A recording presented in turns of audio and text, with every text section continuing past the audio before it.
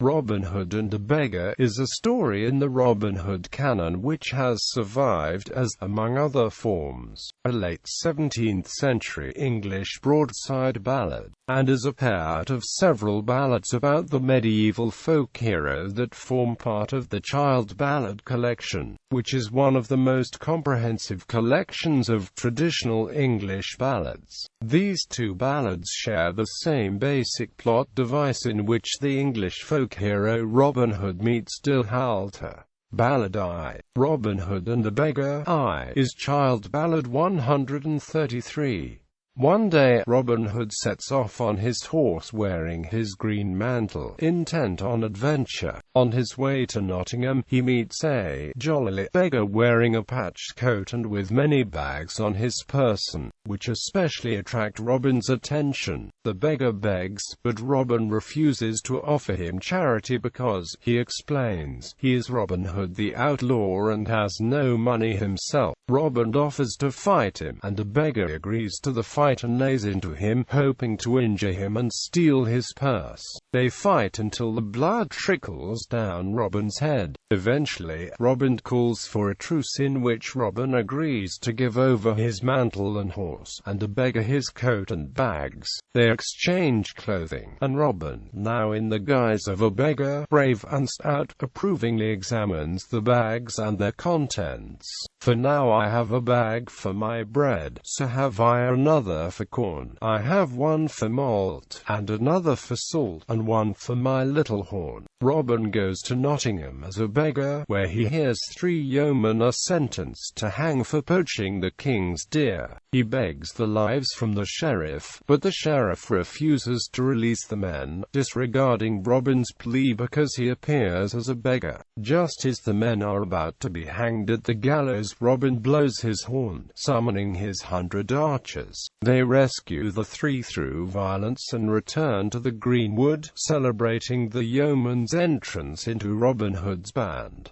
Ballad 2, Robin Hood and the Beggar 2, is Child Ballad number 134. Robin Hood meets and demands money from a beggar. The beggar refuses, and Robin Hood goes to shoot him, but the beggar strikes a blow that breaks both bow and arrow. They fight, and the beggar wounds him, leaving him unconscious.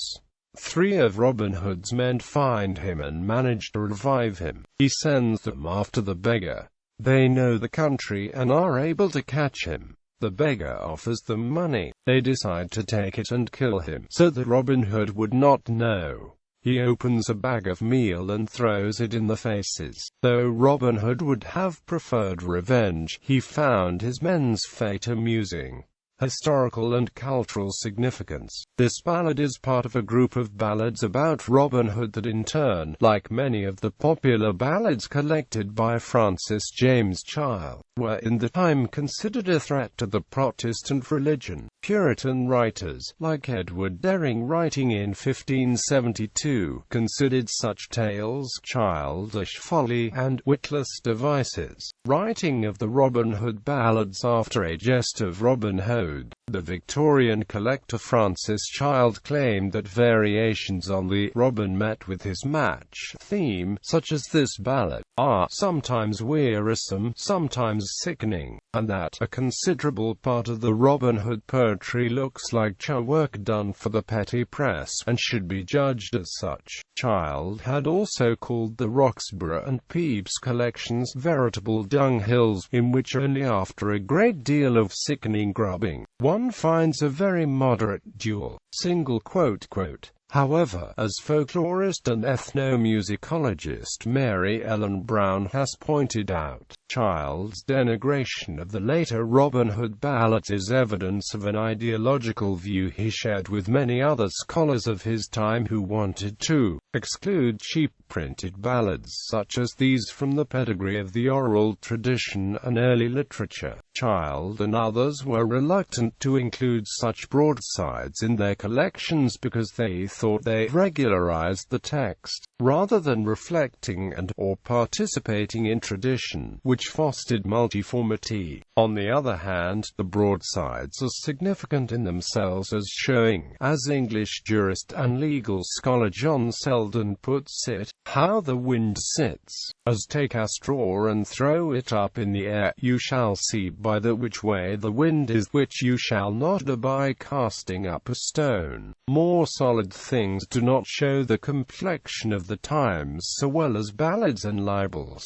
Even though the broadsides are cultural ephemera, unlike weightier tomes, they are important because they are markers of contemporary current events and popular trends. Quote, "It has been speculated that in his time Robin Hood represented a figure of peasant revolt, but the English medieval historian J.C. Holt has argued that the tales developed among the gentry, that he is a yeoman rather than a peasant, and that the tales do not mention peasants' complaints, such as oppressive taxes. Moreover, he does not seem to rebel against societal standards but to uphold them by being munificent, devout, and affable." Other scholars have seen the literature around Robin Hood as reflecting the interests of the common people against feudalism. The latter interpretation supports Selden's view that popular ballads provide a valuable window onto the thoughts and feelings of the common people on topical matters. For the peasantry, Robin Hood may have been a redemptive figure.